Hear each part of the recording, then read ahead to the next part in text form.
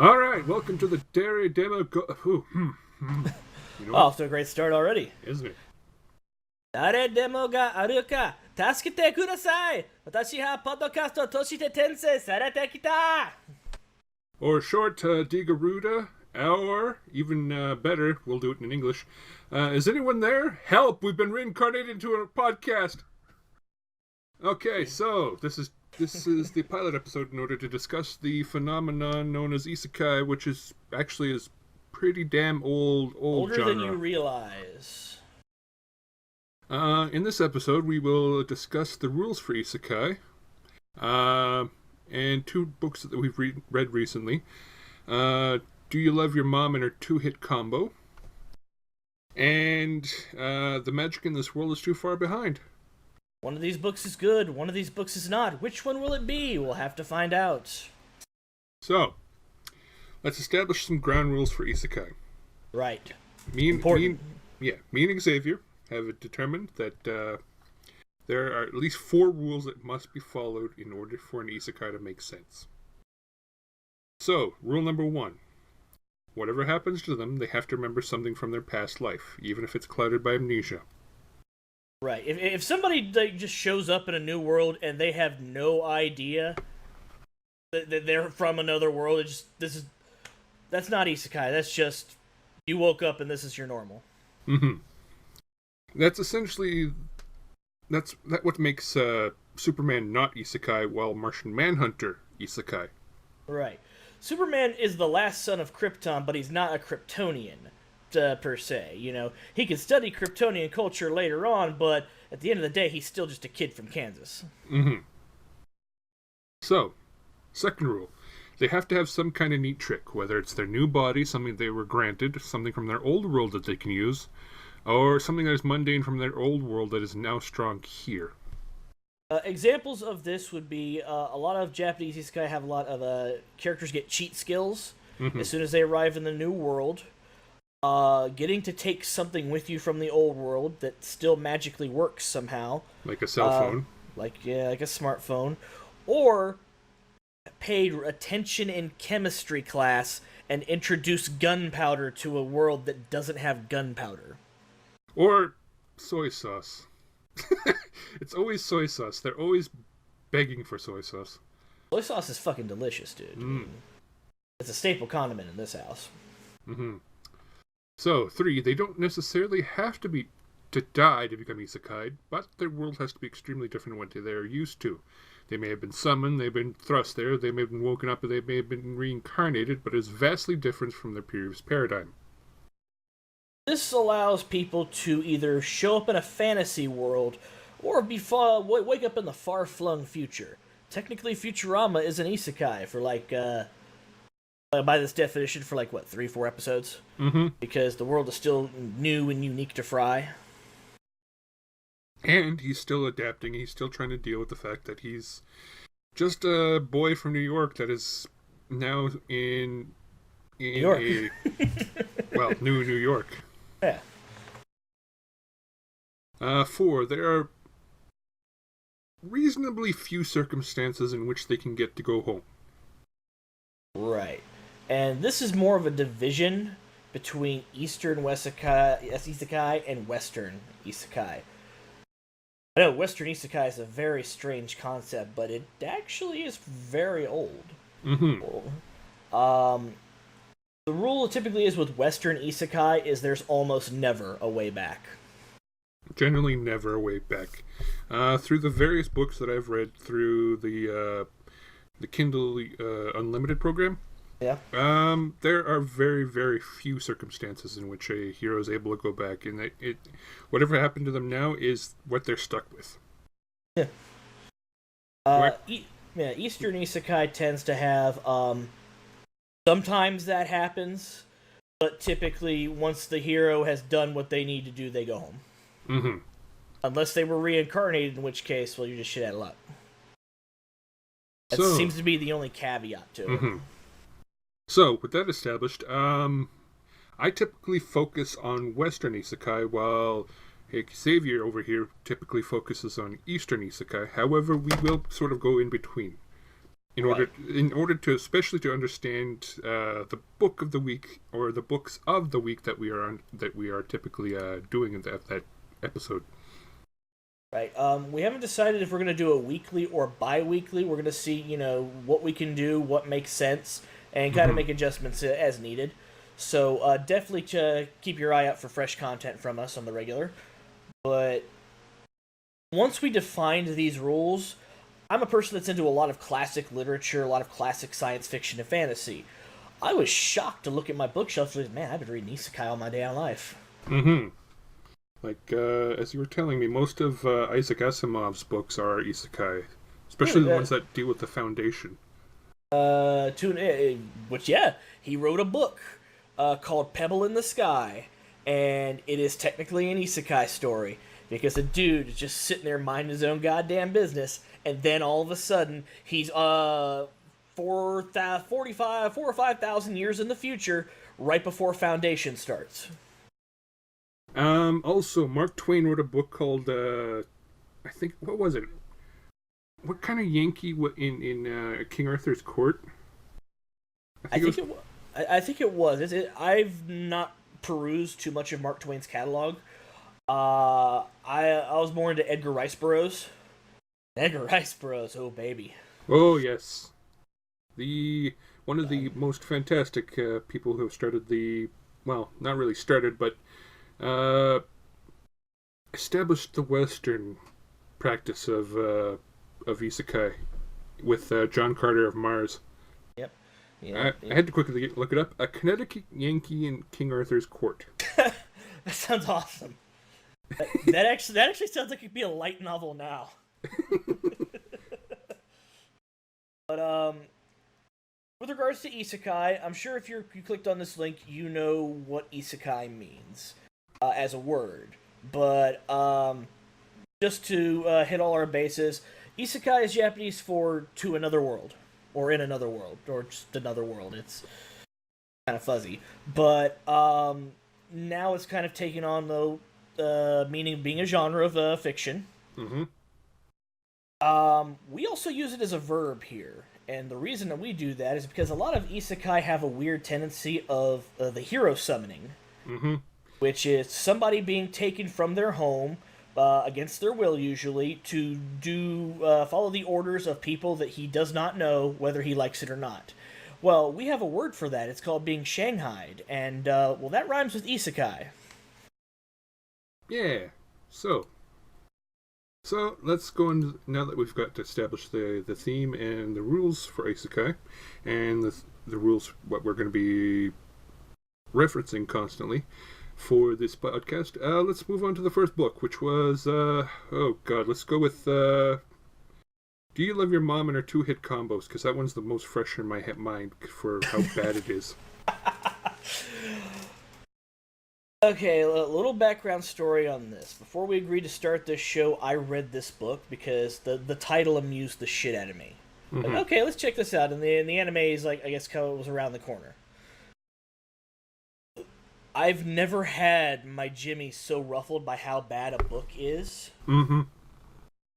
Like, before this. The last time something ruffled my Jimmys this hard, I wrote a book about how bad it was. That would have been Detroit Become Human, right? Yep. 400 pages. 400 page review on how bad Detroit Become Human is. And that's it, and if I didn't step in, he probably would have wrote an 800 page review on why this fucking book and its series were terrible. Yeah, if you hadn't answered the TeamSpeak that night and let me rant about this, I would have probably written a fucking book about how bad this book is. And the funny thing was, you heard about it, and you got pissed off just hearing about it. Just by hearing about it, I got pissed off, because the main character, Masato, is this high school kid that accidentally signs his name on the back of an anonymous survey, and he gets chosen specifically because he wrote his name on the back of an anonymous survey for a program in which students and their mothers are thrown into an isekai world in order to resolve their differences through the practices of adventuring. And in order to facilitate this, they overpower the mothers in order to make them more valuable or worthwhile to the other adventuring party members of the party. Also, if it's not clearly obvious now, massive spoilers ahead, we're doing you a favor. Oh, yes. Goodness. And then it starts a little weirdly. We weren't ever sure when I first started this book of who it was aimed for. It was not aimed at SunCons. We knew that because the main character is not a MomCon. The biggest issue he has with his mom is that she's got those magical Asian genetics that people like to joke about, where she's in her 40s and she looks like she's in her early mid-20s. Mm-hmm. And she's very bubbly, so she comes off as somebody in her early 20s. And he wants to be close to his mom, but he's unsure of how close is too close. And it's creating a huge amount of tension between them where he doesn't know what the appropriate distance is that he needs to keep from his mom, so he just kind of plays like Jotaro from JoJo and just avoids her when he can. Mm-hmm. This is compounded by the fact that she's an extremely doting mother. Mm-hmm. Oh my goodness, she will dote and she will smother. And she smothers throughout the entire book. And it's annoying, to put it to say the least. And then, after it's established that she has a massive amount of power because of being granted the other two pairs of swords that Masato could have chosen from. There were 3 swords and a stone to really give him that feel of that Arthurian legend. Like, yeah, this sucks. Your mom's with you, but you still get to go on an adventure and shit. Draw one of these magic swords. He gets a sword that basically specializes in aerial enemies, which is a pretty useful skill. You know, if anybody's played any fantasy games, aerial enemies are always a pain in the ass, especially when they're designated as aerial enemies, which means you need a special character just to fight them. Mm-hmm. He just grabs 2 swords because nobody told her she couldn't. And they both have area of effect attacks. Yep. And unfortunately for Masato's self-esteem, that essentially she can go on her own an adventure by herself and effectively gather XP by herself and level level entire zones. This is how powerful these swords are. Is that she can attack an entire zone of enemies with one hit and then another hit and they're all gone. He hasn't even, they're taking turns because they know that it's a game, so they're... The hell is that? Bray. Anyway. They're taking turns. They're taking turns. Nobody, like, okay, I'll go first. She'll jump up, let mommy handle it. She can do it. And she kills everybody, and then nobody else gets to go. Mm-hmm. And they get participation experience, but obviously participation experience is not as much as last kill, last hit, most damage. Mm-hmm. So, in order to establish the adventuring party, they go to the local adventurers guild to try and interview a number of people in order to determine whether they'd be a good fit for the party. Now, this is actually funny. Mm-hmm. I actually thought this was funny for like about a minute. They go to the Adventurer Guild because that's just something you do when you're in a fantasy world. You go there and just go there. He was explaining that when you go to the Adventurers Guild or you go to towns, show people how strong you are and don't let them push you around. So in front of the Adventurers Guild, she uses one of her area of attack swords to just destroy the fucking building to let them know how serious she is.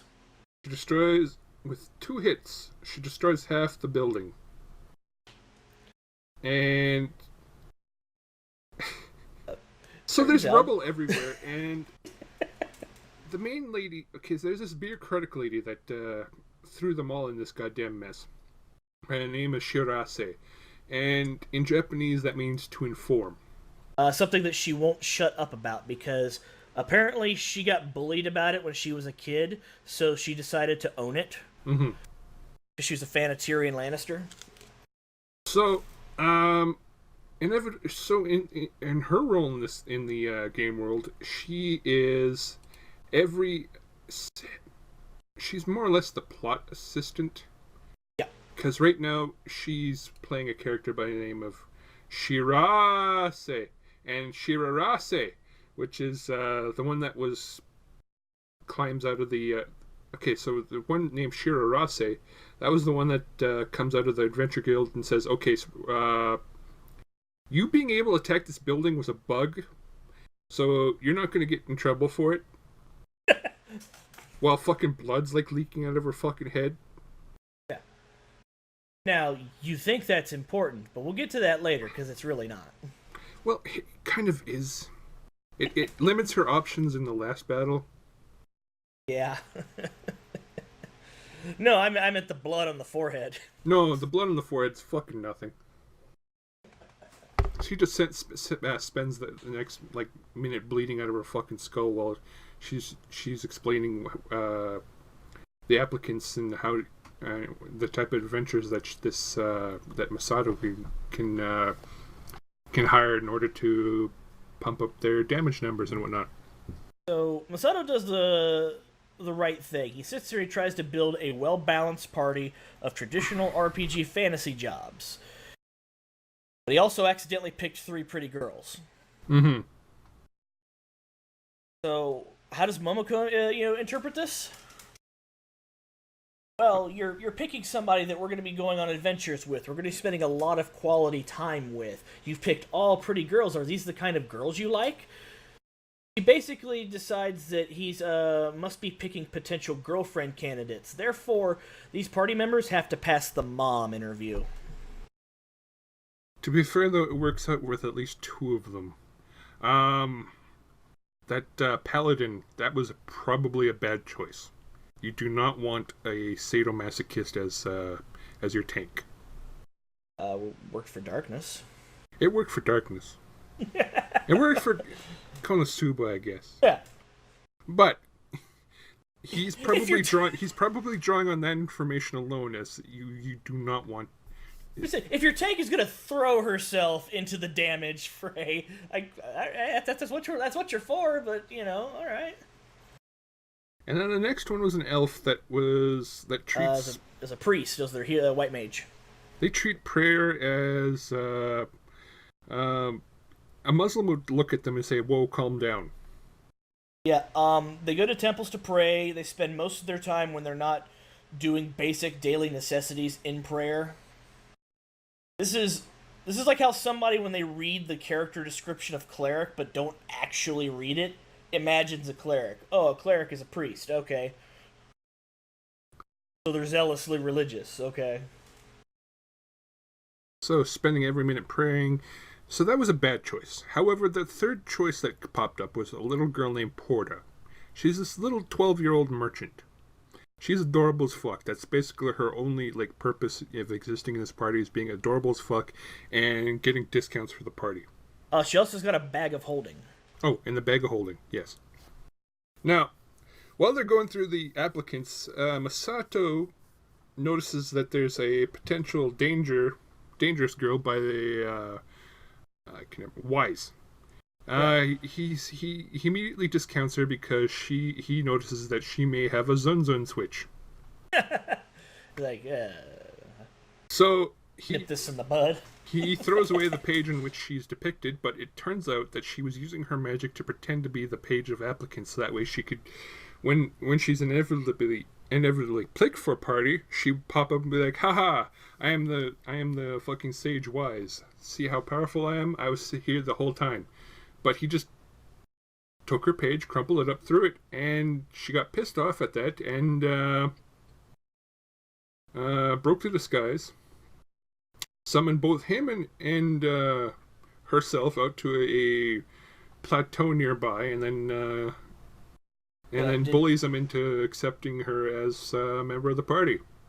Now, while this is happening, Momoko has no idea where her son is, and being a doting, overbearing mother with questionable, motives.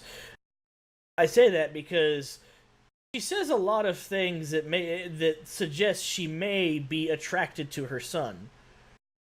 How many bookmarks did you wind up with? Oh my goodness! You keep describing, and I'll go look at the fucking the count I had, because I put a countdown in when I was reading. Mm-hmm. Every time I would read this, every time this Mamako would do MomCon shit, I put a bookmark down, and it went up into a ridiculous amount. Anyway, she doesn't know where her son is, so she asks Shirase if there's a way to track her. He's like, I don't know, you could try using magic. So one of her swords is like the sword of Mother Earth, legendary sword of Mother Earth. I can't remember what it's called. And so she stabs it in the ground and says, Mother Earth, you are also a mother. Help me find my son. And she basically invents a new skill that she's gifted called Mother's Fangs. The purpose of Mother's Fangs is to find Masato wherever he is in the world. But the real purpose of it is to, anytime he is making any progress with any other character whatsoever, to interrupt it as quickly as possible. His mother has basically been given the ultimate cock block skill. So anyway, 36 bookmarks. God damn, that's way more than I thought. So she uses a skill, and right as Weiss and Masato are about to come to an understanding and shake hands, in agreement, a giant fucking stalagmite explodes out of the ground and sends them both flying. To which they all look out the window, and because they see and hear this big explosion, they're like, oh, there they are. And then they proceed to go on adventures, and then they subject Masato to the the inevitable boyfriend on a shopping trip thing, where they force him to stand by while they go out and shopping for clothing, and then they go on more adventures, and then they head into the treasure hole. And this is where I was starting to pick up hints as to who this book was ultimately aimed at. Masato, Porta, Wise, and Mamako, they're all heading down the treasure hole, and they are climbing down a rope ladder which can only support 3 people. They climb down the ladder, and it breaks. And it proceeds to drop them both, all of them down except for... Oh, no, wait, no. Everyone gets dropped. Wise casts a magic spell that prevents Porta, Mamako, and herself from falling while letting Masato fall. Yeah. And then they all proceed to fall on top of him. Yeah. So, you understand the pattern it's coming here? Your protagonist is being treated like shit by all the other characters. Typically, isekai fantasy is wish fulfillment power fantasy, You're supposed to be able to project yourself onto the protagonist because, he's doing all this cool shit that you want to do with all these cool people you want to hang out with. You want to be that guy. You don't want to be this guy. No. And this is where the hints started falling into place as to who this book was ultimately aimed for. I will get to that, but it's a bit of a rabbit hole. So it's a bit of a rabbit hole.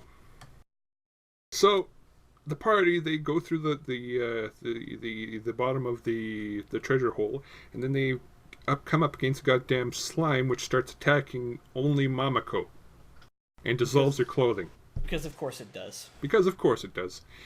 And before the whole fight is done, poor Masato ends up having to more or less motorboat his mother in order to stop her from getting her clothing dissolved. And I think was that an accident? I don't remember. That was an accident. He fell right on top of her as she was trying to get a cure for her. Now, I don't remember if it's in the book, but it was definitely in the manga adaptation. Because, in for a penny, in for a pound, you gotta check all the versions. She actually says to him, at least turn the lights off first.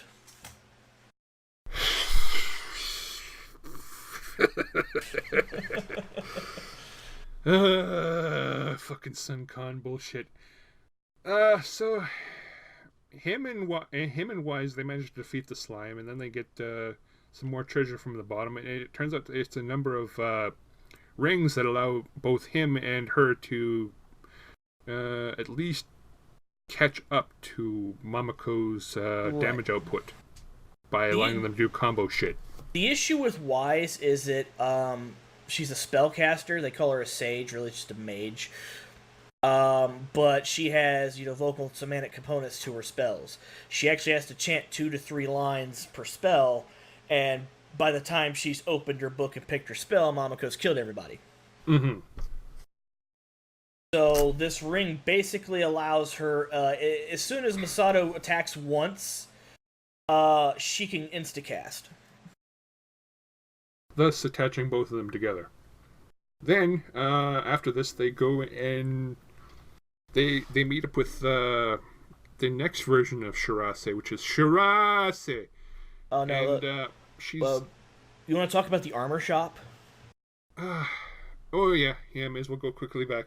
Before all the treasure hole, they went to... That was during the shopping trip with the armor shop. Actually, I thought they went to the treasure hole. That's where they got all the money. Then they went armor shopping. Okay, yeah. So they... Okay, so treasure hole first. They speak with Shirase. They get the quest to go to the village. But they're going to go armor shopping first. Yes, so they go to the armor shop first. And so they go to the armor shop, and they're trying to pick out clothing for Masato.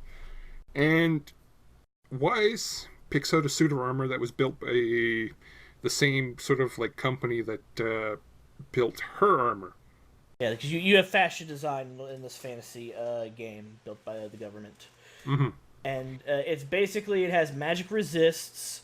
The sleeve has like a magic circle engraved on it that creates an energy shield. And it looks like a trench coat. So, and it's like dark colors. So it's like, anybody would wear this and go, this is fine. This is mm-hmm. cool. Meanwhile, Mamako sees like this 28 trillion like mum. That's universal currency, but we'll just say fucking dollars, because I am so sick of mum puns. Just say gold. It costs 28 trillion gold. It's an obscene number, and it's like this matching set of mother-son full plate armor made entirely out of platinum that negates magic, negates status effects. And didn't it do something else? It did. It regenerated. Oh, right. It self-regenerates. And it's like, she really wants it. She wants it so bad. It's like 48 trillion gold. And it's like, but we only have 4,800. A little man comes out and the owner of the shop. Marks out a shit ton of zeros. Look, it's only 4,800 now. And that's where I started thinking that it's where more hints started popping in. It was like, wait a second. She's able to defeat inflation. There's something to this. I didn't see that. Honestly, I just saw somebody's like, they're really, really just giving her everything she wants and not caring about the consequences of doing this. Because, now Masato's got to choose. Does he want the trench coat that the tsundere picked, or does he pick the matching set of full plate armor that his mom picked?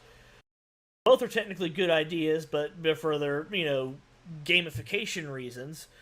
But both are bad ideas because, well, if he picks the tsundere's one, well, now he's matching clothes with the tsundere, and that comes with its own bit of headaches.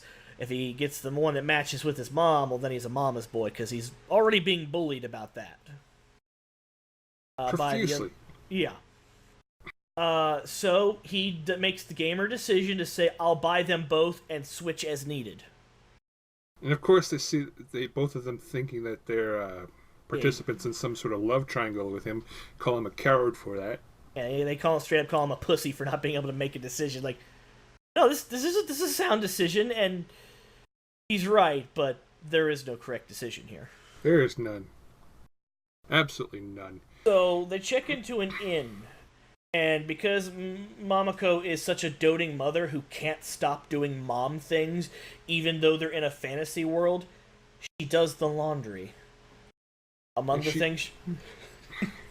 She uses less fucking softener on leather in water. And inevitably it stretches that poor suit of armor that the Zunzun bought out. And she feels kind of bad for it. And Masato wants to give her shit for it, but he can't because everyone is at this point bullying him for, calling her out. Yeah. And they bully the shit out of him to make him call her out because they don't get to take turns during combat. Mm-hmm. And as soon as he does and says the things that he absolutely has to say, well, what'd you do that for? Now she's sad. Now everyone's mad at you because you're a dick. Like, you can't win. He can't win. Masato can't win in this. So inevitably they get the public the shared sauna scene out of the way in the worst way possible. Basically, they get to this town that has a hot spring. That's their draw. And it can have mixed bathing, but it has segregated bathing normally. Mm-hmm. And he's very happy about that. He doesn't want to trip any flags because he doesn't want to die again. Oh, did we mention that Wise kills him every fucking night in order to prevent him from trying to molest her while they're sleeping?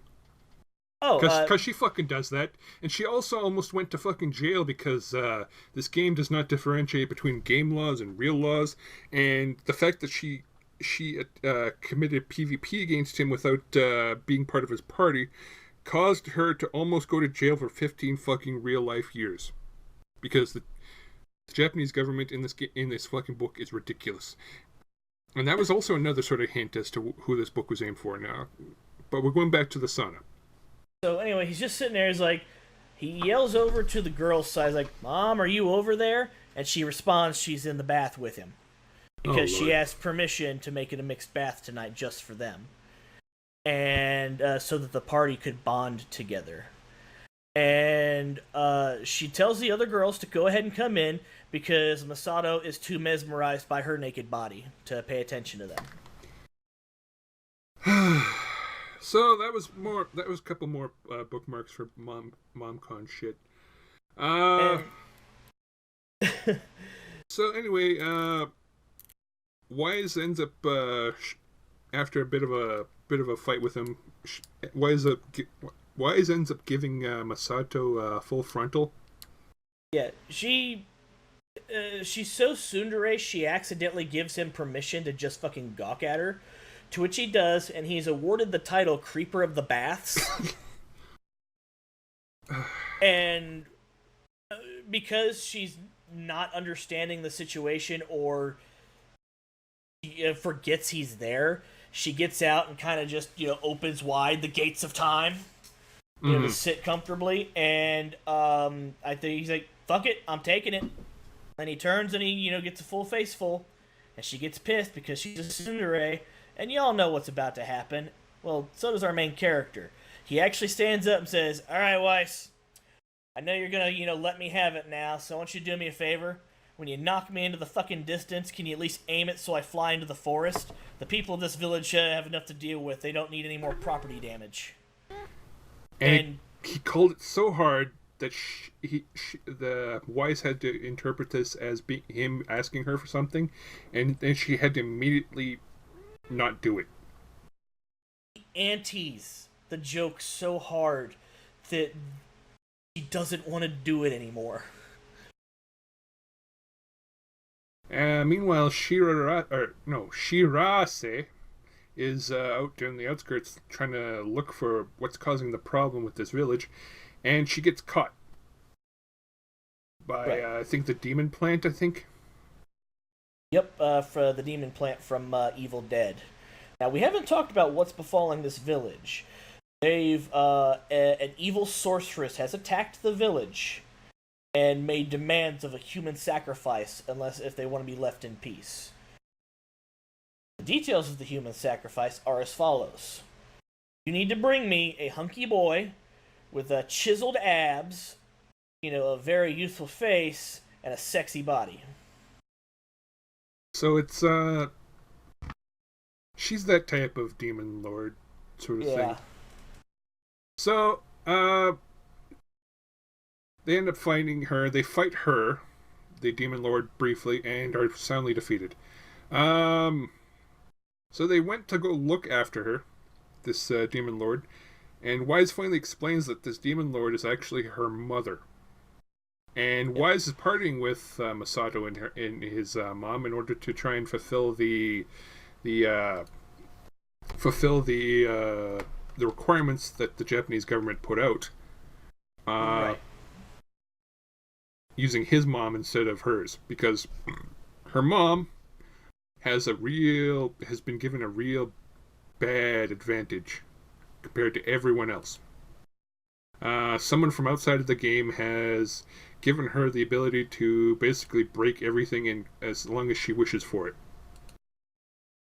And at this point, the Japanese government can't stop her because they tried.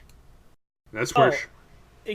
And because the fucking game server are hosted on the same government servers that they use for everything else. Mm-hmm. That means that potentially classified military information and other shit is potentially at risk. She can get it if she wants it. But did we talk about how you're trapped in the game? Oh, I don't think we did. Basically, once you're in the game, you cannot leave until you have reached a level of bonding and understanding with your mother that the Japanese government is satisfied with. Somehow they have a way to quantify it, and you need to satisfy them, and until you do, you cannot leave. Mm-hmm. So, it's fairly awkward for Wise, considering that her mother, essentially in real life, almost ruined their family by constantly going to those male escort cafes. I can't remember what they're called. Host clubs. Host clubs. She would spend all their money on host clubs. And spent their family into the poorhouse until Dad divorced her and took Weiss, who, as it turns out, he was named after her mother's favorite host. To be fair, though, I went and looked up her real name, and it actually means maiden. Really? Yeah. So it's a little, it fits perfectly for her. So Weiss and Masato both confront her mom. They both try to fight her, and they're soundly defeated because they don't have enough area attacks for her. Because Weiss's mom was using magic in a way that the game, just like Mamako was given ultimate area effective powers, Weiss's mom was given ultimate magic powers. Yeah, basically, she's got the magic system from Oblivion, which, if you know what you're doing, you can just bullshit your way into anything. Mm-hmm. And she also has the outside game cheats helping her. Right. She basically has a fucking 3-layered shield. In other words, you have to attack her 3 times before you can actually do any damage. Yeah. It's kind of important. So they went to Mamako ends up breaking up the Zunzun meeting because she thought that they were, trying to bond together, and ends up attacking the Demon Lord. And it turns out that Mamako's attacks are just enough to break through the shields, which she uses to fight the Demon Lord quite easily, chasing her off. Only to find Shirase impaled in a tree. And then that's where Shirase explains how they tried getting rid of the Demon Lord, but she's getting help from the outside. Her stats are too powerful for her in-game, so she has to be dealt with in an in-game fashion. Okay, whatever. So the Japanese government can't kick somebody off of their own fucking servers. So Damn. they end up chasing after her in order to find where she has this, where her little like demon hovel is, and she ends up in there. Yeah, and she's got all these other NPC villagers that she's kidnapped. They're all like a fucking greased up, chiseled abs. They're living furniture, effectively. Mm-hmm. Twistering themselves into a throne for her. And that's where Weiss and her finally get into their final confrontation, only for her to get beaten.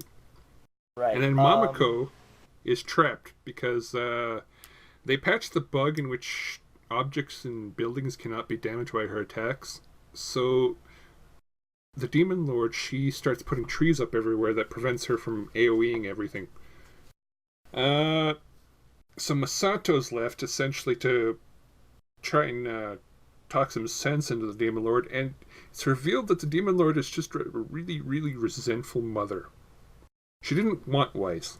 She didn't want anything. She just wanted to go to these host cafes and talk to dudes with chiseled chests and rub them all day. She just wants to hang out with guys that won't sleep with her. Mm-hmm. Basically explains that, kids are a burden. Kids are just holding her back from the life that she should be living, and that it's bullshit. Why should she have to deal with that? And what's weird is that she's the one that came to Weiss with this game and said, maybe we could patch things up between us if we played this game together. As soon as she gets in and she starts fucking eating up all the fucking experience points, takes Instacast, Weiss never gets to go, so she fucks off because Weiss is slowing her down. So, at this point, Masato's still struggling to fight against her because he's only got the one attack. And Mamako manages to come in and defeat the Demon Lord with the power of motherhood. That's not a generalization. No. She manages to distract the Demon Lord by basically explaining that, motherhood is kind of a thankless job, but it's like important, especially considering how the final product tends to come out. And they, both Masato and Mamako, get over their bullshit for like one scene enough for her to for them to use their one abilities to their most advantage, and they destroy Mamako destroys her shields. The demon lady goes to the attempts to leave the ground in order to avoid the area effect attacks, only for Masato to use the one attack he got, which is the anti-air sword, to take them down. And she goes down, and Mamako finishes her off, and at which point she loses the Demon Lord powers, and for some reason Weiss and her are kind of okay. They're not the greatest, but they're okay. They're both zun for each other. Yeah, it's really, really fucking weird. Because I've known people like that. Mm-hmm. And you kind of see people like that where parent and child are practically identical to each other in terms of personality, and it pisses each other off. Because you don't spare vitriol for anybody that reminds you of yourself. Exactly. So that comes to where we're trying to figure out who this book was aimed at, and it was that fight where, for me, where everything clicked. Yeah, I had no idea because I was breaking this down. This book has a genre problem. It tiptoes in all these genres, but it's never very good, or never really commits. It's not for gamers because the game balance is ridiculous, and this doesn't read like something that someone that plays a lot of games wrote. It plays like somebody read a book about someone else playing a game and wrote this book. If you're kind of a degenerate and you're into the whole mom con, son con shit, it's not for you because it doesn't happen. You like ecchi stuff. What little there is not very good. The slapstick isn't great. It's not a power fantasy. Who is this for? And then it struck me. I had to think about it for a little while. It took me like 2 hours to think about this. But then, like three weeks earlier, before I wrote this book, Xavier pointed out that Shinzo Abe had a program in which any artist that depicted parental, like, or childbirthing or anything of that sort in a positive fashion would get money from the government. And that's when it clicked, after like 2 hours after thinking about this book, that this book is aimed at Japanese bureaucrats, specifically 30 to 40-year-old bureaucrats who may have played Dragon Quest in the 90s have to know what servers are for government purposes, worship the concept of an all-powerful government whose laws extend into a false reality, yet even though the government is powerless against women who don't want to become mothers, and that the real enemy facing everyone is not some demon lord in a video game, but everyone becoming disinterested in fucking. And then I went a little further. I thought by myself is that each of these characters represents a really weird thing that the government, a government bureaucrat would have to. They're metaphors for. Every character's an allegory. An allegory for bullshit.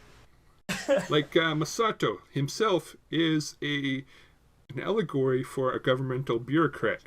Who gets more shit than anybody who has to work for the government, especially if they're elected for it? You need to fix this. Okay, I fixed it. What'd you fix that for? Who told you to do that? And then Shirase, she's the shadow government, like the unelected officials that keep the government running between elections. They're the people that hold their jobs until somebody gets rid of them. Mm-hmm. And they're typically the best option for what they are. Yeah, typically. They tend to be lifetime appointments unless they fuck up hard. And then I was thinking, okay, well then Mamako would have to represent the birth rate, because that is an awkward situation to be thrust upon in. As an elected official, what the hell are you going to do to improve your relationship with the birth rate? You're going to have to figure it out. But it's so uncomfortable and you don't know what to do about it. It's an important thing, but, personal individual liberty, and what the fuck do you do about it? And then I was thinking, Weiss would have to represent the GDP. Because Weiss is capable of healing, she's capable of destroying, and no matter what she's able to do, she's able to essentially fix a good deal of the problems that are faced by the characters outside of anything that Mamako has to interfere with. And that's when it started clicking, because Masato, Mamako, and Weiss are in a sort of triangle, and in that sense that if he chooses birth rate, the GDP will go down. If he chooses the GDP, the birth rate will go down. Oh no! There really is no right answer here. There really is no right answer there. And then I started thinking that even Porta was an allegory for the free market, and that when there's situations when neither Mamako or Weiss can solve the problem, Porta was able to repair Mamako's armor. Yeah. Porta was able to resurrect Weiss when she got killed in the last battle. In any circumstance, Porta also managed to fuse the armor choices between Mamako and Weiss's armor in order to make a dual set. Yeah, it didn't negate magic and status effects anymore, but it had high resists. Mm-hmm. And so and then the greatest enemy was not someone that was destroying the universe or anything. It wasn't somebody that wanted power. It was just someone that didn't want to fuck. They just wanted to go to a host cafes and talk to hot guys with rock hard abs and waste their fucking time and money. Or it's promiscuity. Without, just fucking, but not for procreation. You want to go out, you want to have all the sex, but you want to do it without consequence. You want to do it without children coming into it. Because there are a lot of people do that, and then the birth rate goes down. Mm-hmm. Kind of like if you choose your career over, your personal life, you may run into that point where now you can't have children. Mm-hmm. Roughly about 35. So get your fucking wombs on, woman. Get your game on. Your clock is ticking, woman. Anyway, it's time to fuck. Can you hear it? Can you hear it, Leon? Leon, you need to fuck my sister. She's got another cat. She named it Albert Whiskers. Oh. So yeah, that was... Until that point, until I figured out that this book was aimed for Japanese government bureaucrats in order to get money from the Japanese government, I fucking hated this book. I hated this book. He said Shinzo Abe. Randomly I get a message from him. He's like, I know who the book is for. Okay, really? Who? Shinzo Abe. What? Then he explains, and it all starts fitting together. I'm like, holy shit, you're right. So, anyway, if you want to have a really uncomfortable experience, read this fucking book.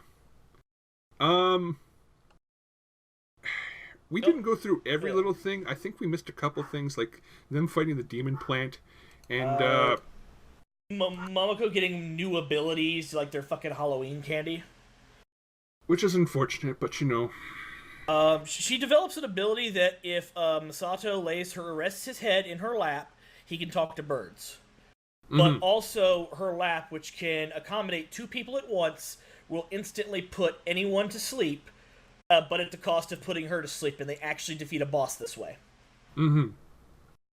Yeah, the demon plant that way. Yeah, she glows in the dark, especially when she's happy. Because they didn't have a light in the treasure cave, so she's just started glowing. And basically at the end of the adventure for defeating the demon lord lady, Shirase basically says, hey, why don't you just hang out here and solve other problems that we've been unable to deal with on the programming side. Making our cast just glorified debuggers. Mm-hmm. And also pointing out that the problems faced by the Japanese government presently cannot be beaten by legislation or the bureaucracy. It has to be dealt with on its own, essentially. Yeah. So anyway, yeah, if you want to have the most uncomfortable experience reading something you'll ever have, ever... I got the comments section for the fucking Crunchyroll clips of the anime. Like, half of them are, Momoko's so cute, Momoko's so hot, I hope she bangs her son. Degenerates.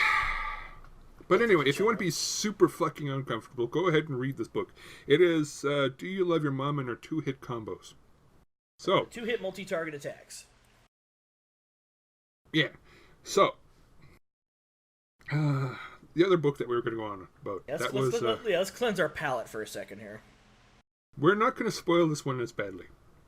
We like this one. We actually like this one. It's actually pretty good. So, where would a good spot to be and the explanation would be? Because this book does open up with kind of a vague foreshadowing of events in of the climax near about the middle of the book. I would start with chapter 1 instead of the prologue, because the prologue reads, I'm going to write an edgy scene, and then I have to write a book to get me to that edgy scene. Which is a really good way to write, if you think about it. It has its problems, but it has its strengths. Mm-hmm. Whatever happens, I need to get to this scene. So we go in the beginning of the book. I am really terrible with names. I apologize. I believe his name is pronounced Sume. Yeah, we have Sume, Reiji. Yeah, Reiji. Yeah, Reiji, and their kind of girlfriend, Mizuki, they all get hero summoned at the same time. They get brought to in front of the king, and they get told that they have to defeat the demon lord that is threatening all of humanity. After getting clarifications that this has happened several times before, Reiji immediately agrees to do so. Mizuki agrees to go along with him. Because she's secretly in love with Reiji. Mm-hmm. But he's a big meathead and he doesn't see it. No, he doesn't see it.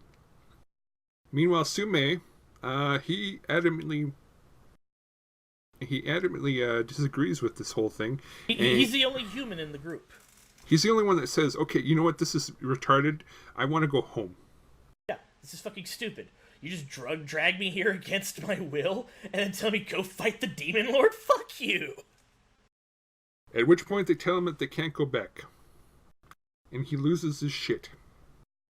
Like, because he has business at home. He has very important business at home that he has to deal with. And he loses his shit, and he almost threatens to attack the king, and he's promptly almost like house arrested and thrown into his room. And they're basically hoping that eventually he'll cool off and agree to go fight the demon lord. Now, they've also told the demon lord story that the demon lord has an army in the millions. Mm-hmm. And basically fought their way through, remember the story of the 300 Spartans and that little gap that the Persians had to get through to get to the rest of Greece? Mm-hmm. That's why the Spartans won?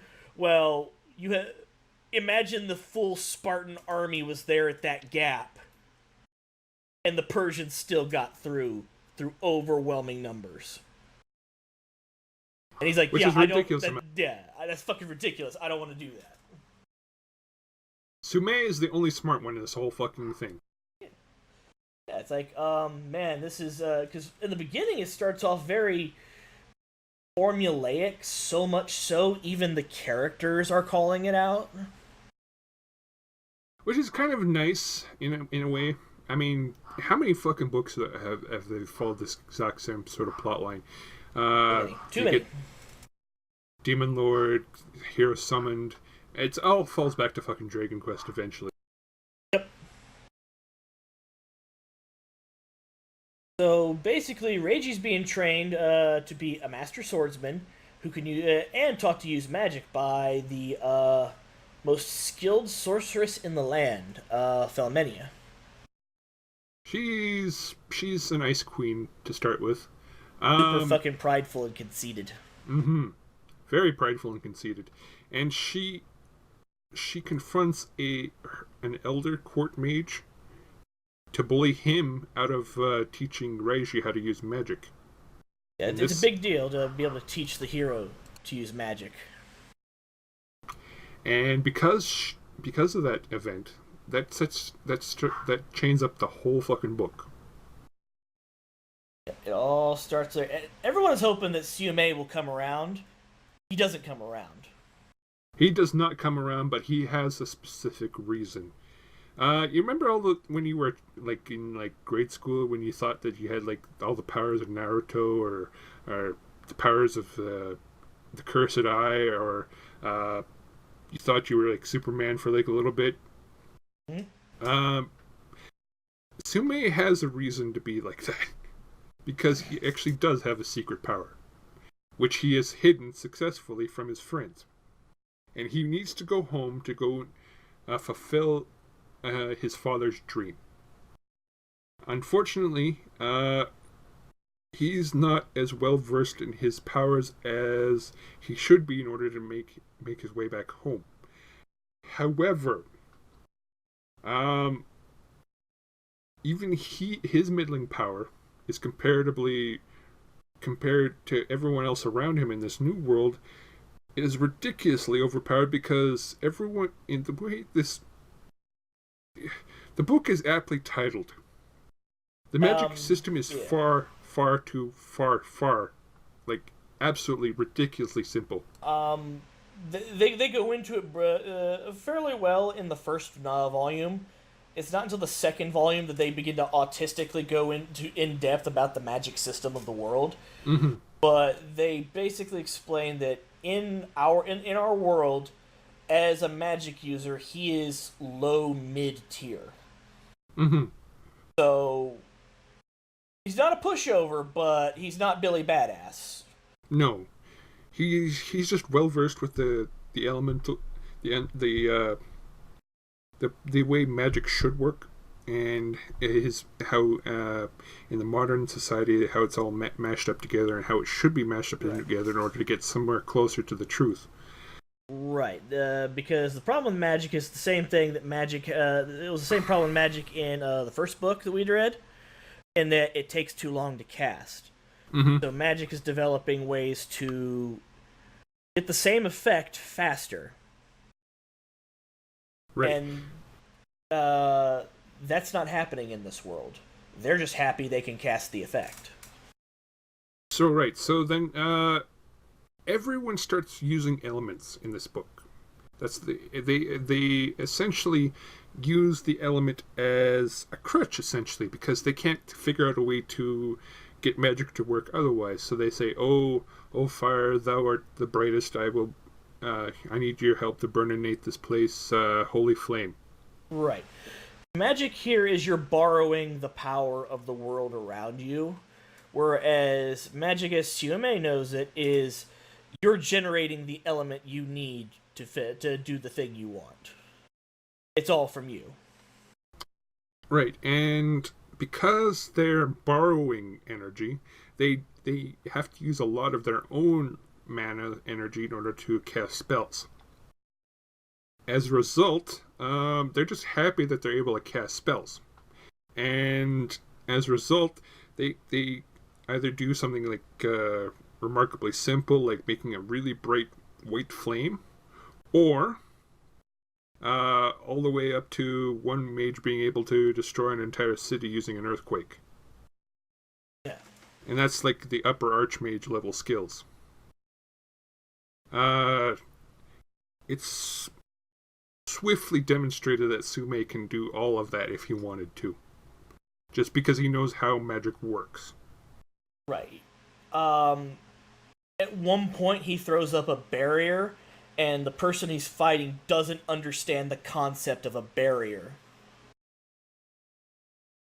I'm like, what? For real? He used the barrier to create a limited space so that they could fight without tearing the place up, and this person didn't understand what they were seeing or how it was possible. Mm-hmm. So anyway, they only advance to the point where they treat magic power like people would use like dual muskets back in the day. Yeah. One shot, and that's it. And then they would trade shots back and forth because they have to spend like half an hour to cast each spell almost. It almost reminds me of fantasy online games where your magic user is just artillery. You're a healer or you're artillery. And it's pointed out that they really, really love healers, because who wouldn't love a healer in a world where there's right. Demon lords, giants, cyclopses, and ogres just rampaging across the countryside. So yeah, I actually like this book.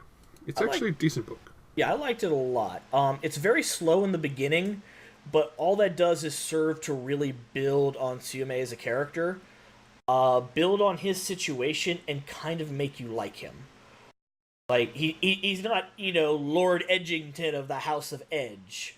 Although there are times when he comes off like that, that's just a thing he's doing. It's a disguise he's doing in order to try and throw people off from what he's trying to do, and that's go home.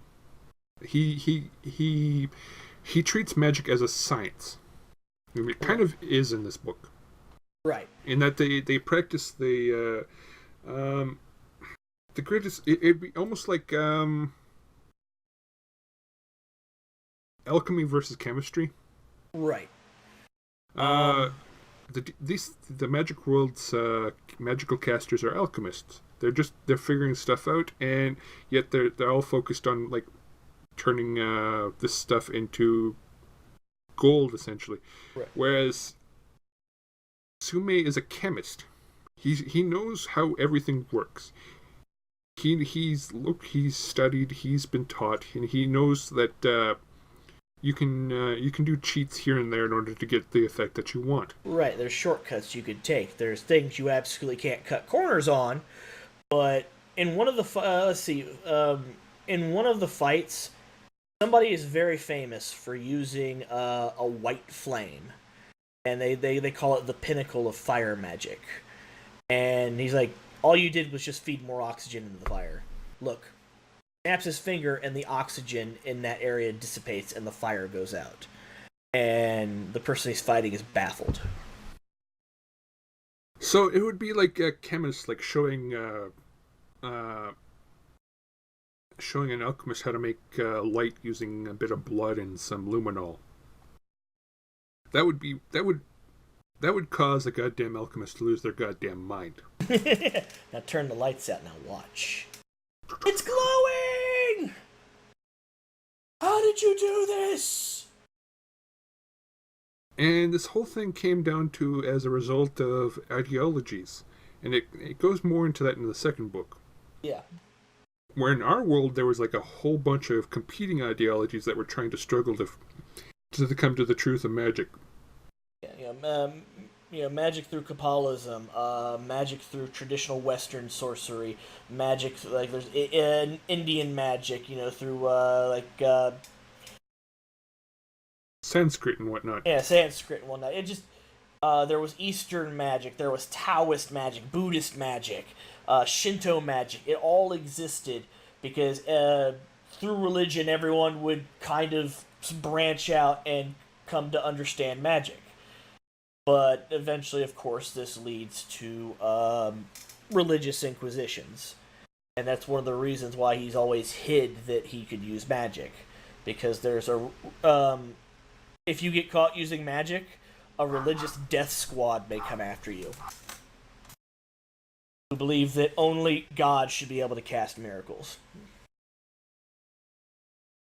So yeah, it's actually a really good book. Y'all should check it out. Oh, hell yeah. I just finished Volume 5.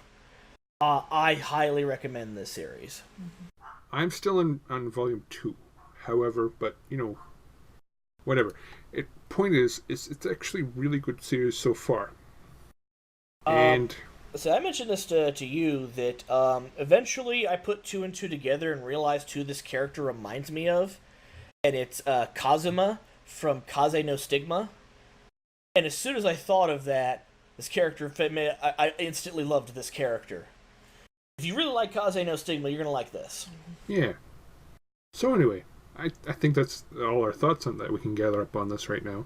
Oh, yeah. And so, once we figured out our format, I would like if you would join us with our DEGARUTA podcast over here. Our first couple of shows, we're going to try and figure out what works, what people like, what you like, what we like. And we're going to try and streamline that to make sure everyone's happy, everyone's entertained, everyone's having a good time. So, I'm your host, Michael, and this is Xavier. Yo. So, let us call it a day. All right.